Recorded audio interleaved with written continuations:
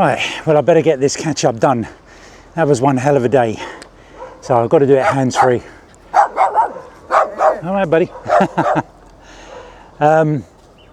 So we walked straight to the end of the road and came out to the river. And yeah, I had to cross a heck of a road, but I'm rather enjoying the mayhem. It is sheer and utter mayhem.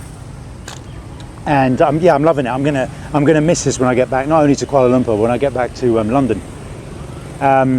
Yeah, just get used to it. I mean, it's like you just have to cross. You just have to like find not even a gap, just like start walking and like, you know, just go for it. And then you just, I mean, it definitely, all my cab work from London really helps. I just get good at sort of like judging everything and where the gap's going to be. And so probably a tailor bird, but I've got to keep my wits about me. Yep, keep my.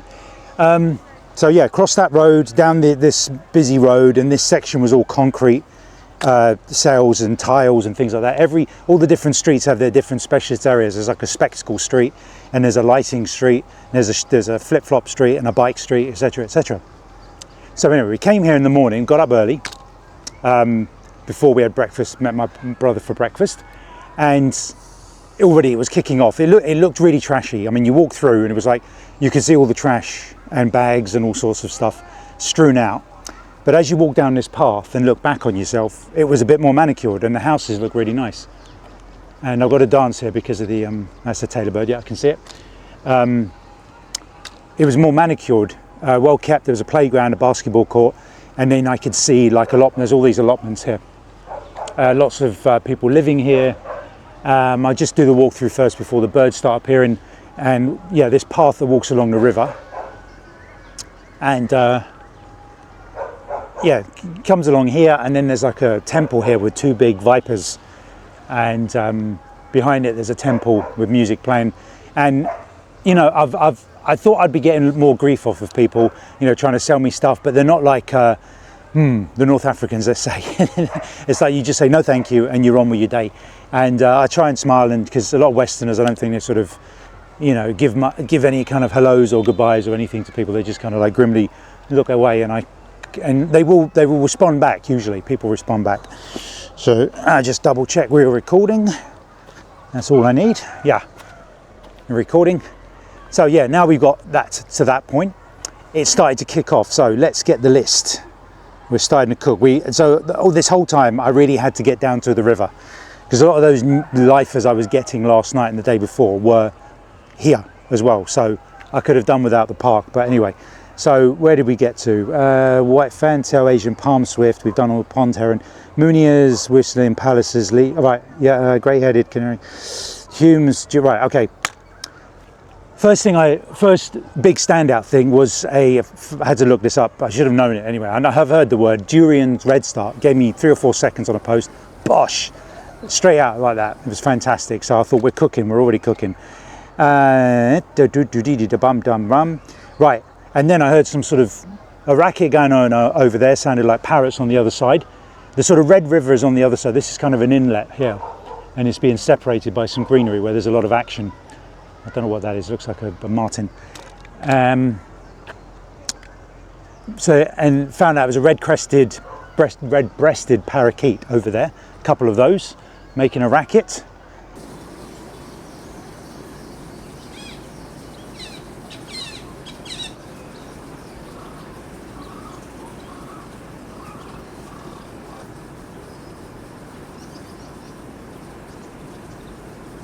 And I saw my old friend, a couple of white-throated kingfishers over there as well, a bit distant.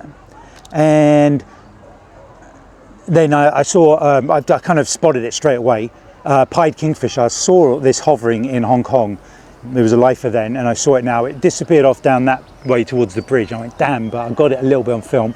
Then I got a little bit more here, hovering, bit of slow-mo. Nothing brilliant, nothing great, but I've got some footage instead of just pictures like I did from Hong Kong.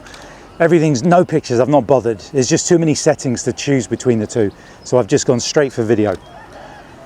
So yeah, the pied kingfisher, we had 2 white-throated, and Then this bird with a kind of red throat landed straight in front of me, camera up, gone, fuming. I was fuming. I couldn't believe it, and I hate it. I'm like a dog with a bone when I miss a lifer, like so obviously right in front of me like that. So I paced up and down, and I eventually got something moved through the trees and had to do a manual focus, and eventually I got it turning so we could at least see what it is with its neck showing, and that apparently is a Himalayan ruby throat.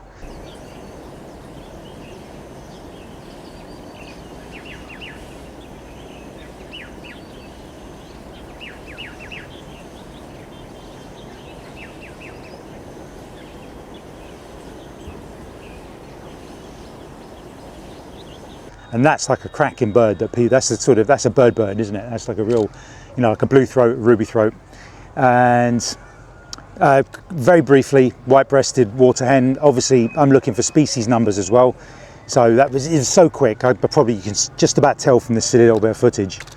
And then, as you're looking at all these white eyes and tree sparrows, you see things that land unlike tree sparrows, like on reeds and things. Sure enough, that individual one was a stonechat, and here apparently you only get Siberian stonechats. So female Siberian stonechat, new species.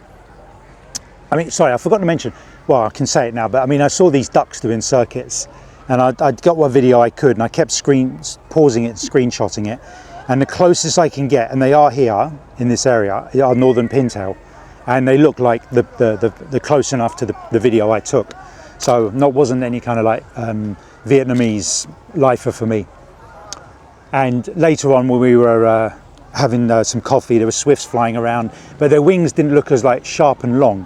So I just took a couple of snaps, and apparently these are, if correct, Himalayan swift, sort of more dusky grey. So that's another lifer. So at the moment, that's putting me up at 53 lifers for the whole Kuala Lumpur and Vietnam, with a total of 90 species. Now obviously there might be a couple of questionables in there, giving me two to a couple either way of lifers and of species count. I'd found one yesterday, a leaf eater, that I doubled up on, so if I go through the list again I'll probably find out I've messed up again. But yeah, so we're really cooking now. What else happened today? So yeah, brother, we went for we went to see the mausoleum, but I wasn't allowed in with my camera. The guy just said no. The guard, the green suit, and which was really weird because we tried to get in another gate, and the guard saw my camera and was like, take a picture. And I'm like, yo, these are they communist guards? I don't know, sorry, but I had to go and stand about 50 feet away because I was like, I can't get it in this lens. It's not like that. But he stood and posed with my brother, like really like happy that he was getting his picture taken. I'm like, okay, so everything's really cool here, cool. But when I got to the mausoleum gate, he just said no.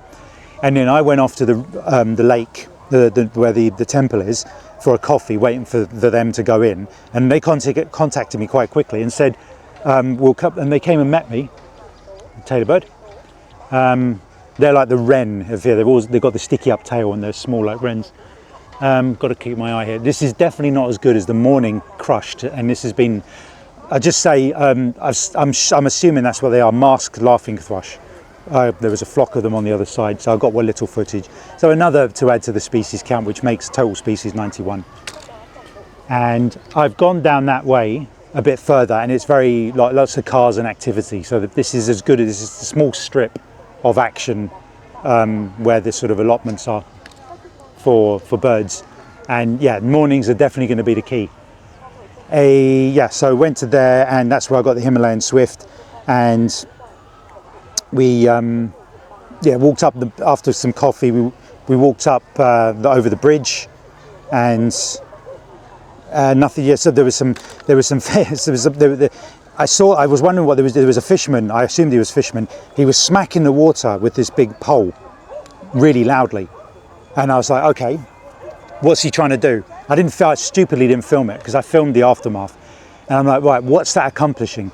And then eventually, as we were sitting drinking coffee, I saw him pulling a net out of the water, and it had fish like this, like coming out. And I went, yeah.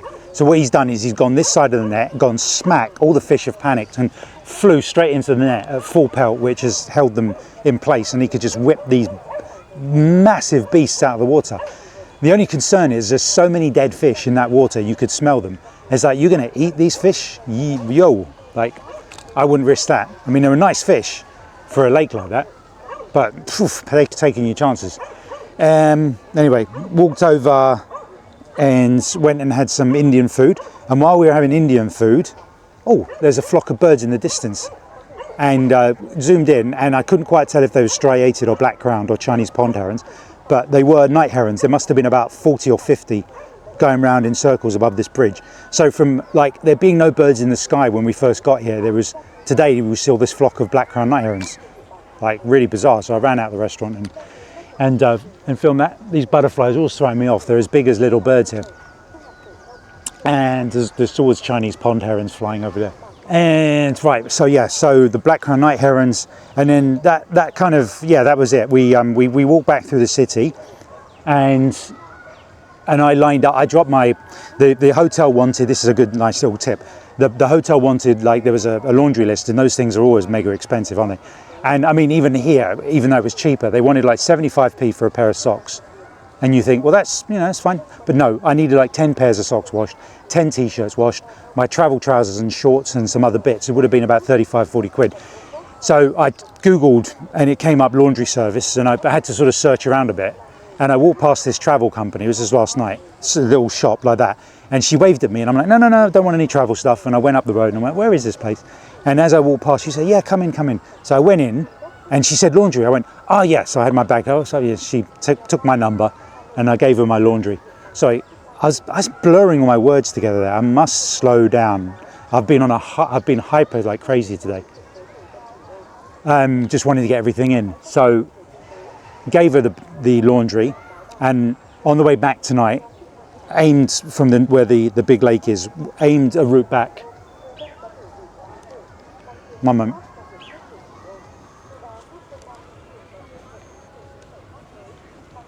I don't know what that is. It's whatever it is, it's not showing itself. But I'll get my camera ready for takeoff. 640 ISO. No, is that anything? It's just a leaf. Yeah, it's just a leaf. Keep an eye. Anyway, so we came by and I just said, went in and said, is laundry ready? Little panic that they'd nicked my stuff. And they said, yep, just in. I said, yeah. So I grabbed this lovely plastic sealed bag with all my stuff like wedged like that. And it was 100,000, 32,000 per pound. So it's about 3 quid for what would have been about 30. And I took all the stuff out, fresh as a daisy. Mwah. What a service, brilliant. I'm gonna probably do that in Kuala Lumpur, find something like that. So we just get home and there's no washing, there's no clothes hanging anywhere. Brilliant. I feel like I can live here I should come to the Far East and just travel for a year. It's so cheap. I've worked everything out in a couple of days. I fit right in. I'd understand the food, the drink. Yeah, it's just, I just understand it. I love it. I mean, I'm definitely a born traveler. I just can't stay stuck indoors. Anyway, get back to walked back. Brother wanted to go for a swim, knackered. My wife's knackered, wanted to go for a shower. And I just like, see you later, and went straight out, came here. And you can hear I'm hyper. I've been up since 6 a.m. And I had one little coffee at about midday. But I'm just so excited to be here. I mean, I just keep saying, who gets to do this? Who gets to do this kind of stuff? And I'm going to be back on my sofa thinking, why didn't I just, go for it? But I've got astounding energy that I don't know where it's coming from. I mean, yeah, we just had a nice curry. I had chicken tikka and rice. I avoided bread, so it was kind of like cleaner carbs. And yeah, I think pretty much everything we've covered now. So I just had those masked laughing thrush, and that'll be 91 species. But I'll definitely be coming back here tomorrow. And further along this Red River area, I need to go and explore these kind of gardeny bits that they've got dotted about. They look more manicured than this, but I need to check all the places to say that I've really, dug deep into Hanoi. But this is definitely this. I mean, what I saw today, it feels like it'll be a totally new thing tomorrow of different things. So, yeah. Great catch up to the day. Anything else I need to add? No, just I'm just in the middle of making another video I've just been filming all the street scenes because it's mayhem and I love it. And I'm just going to put together you know, street life Hanoi, and just edit all these interesting video clips together, the bikes, the people, you know, the hawkers and the women cutting fruit and all the bits and pieces, and just do it as a separate video. So, yo, excellent.